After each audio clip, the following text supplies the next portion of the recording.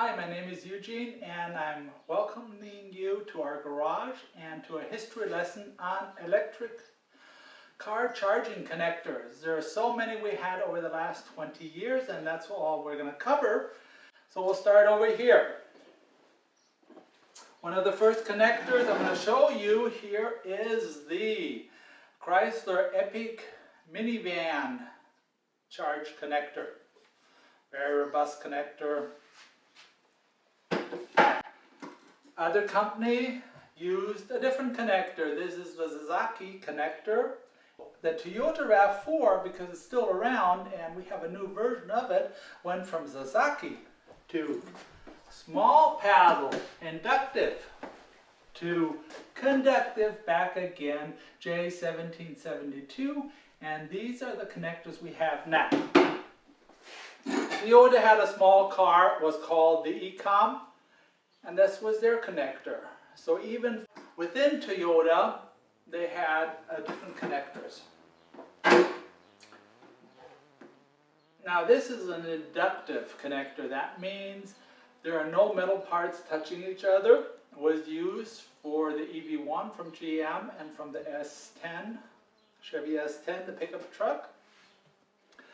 They switched later on to a small paddle connector. You can see the size differences a little bit.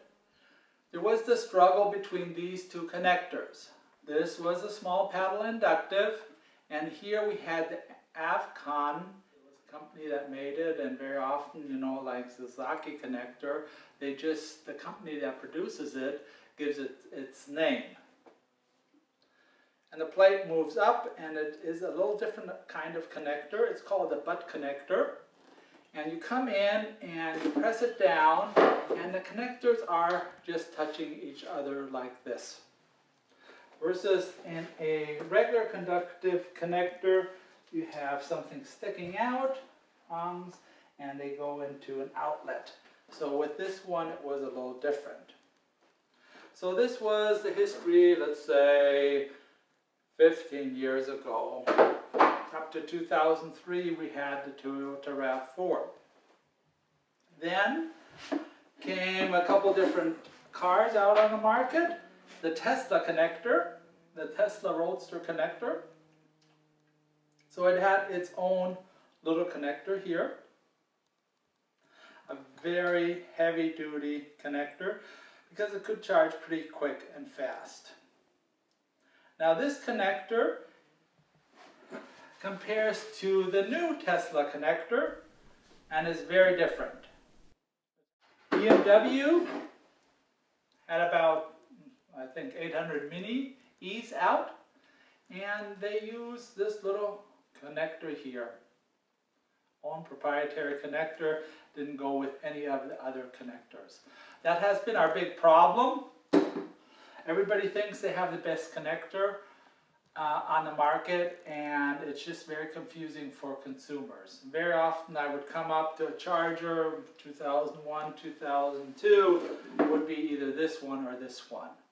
And if you're in a different car, this was used by a Honda Plus, this was used by a Toyota RAV4, you could eventually not use a different connector. There were some boxes people made to make it work, but it was much more work than a regular person would do. Now we've went through almost 20 years of history, from the old Yazaki plug to the inductives, conductives, and we ended up where we are now here.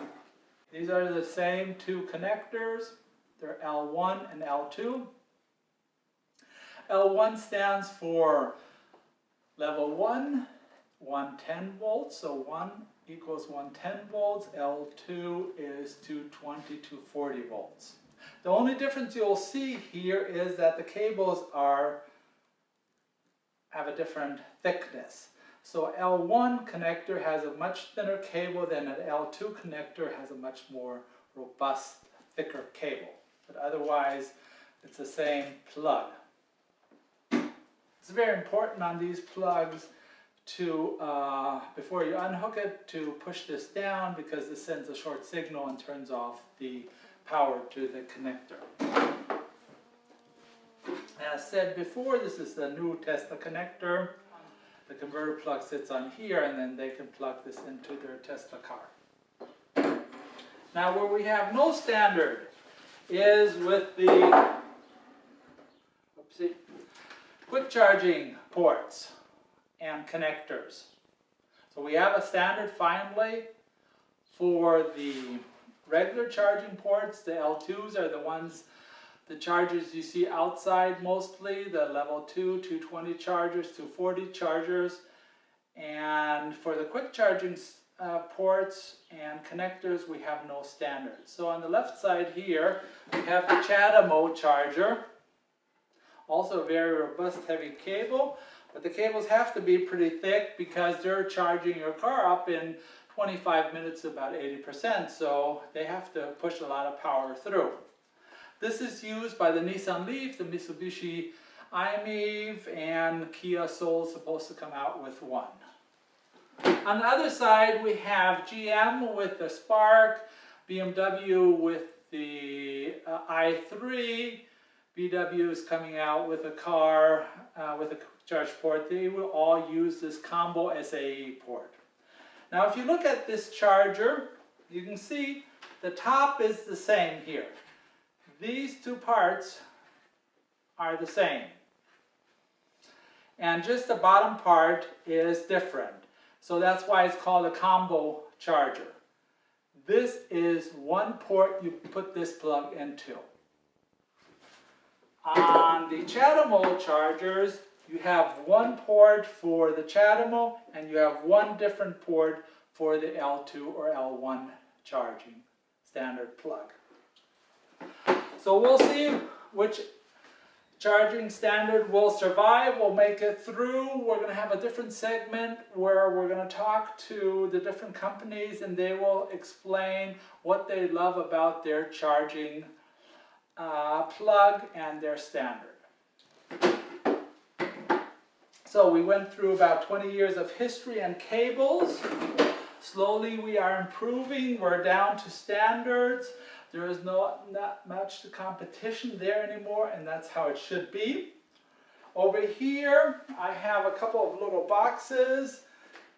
When you get something for your home use, get a removable charger. That means you can plug it in. I throw this into the car, I'll put it in, and I made this little dongle to connect it to my brother's dryer outlet.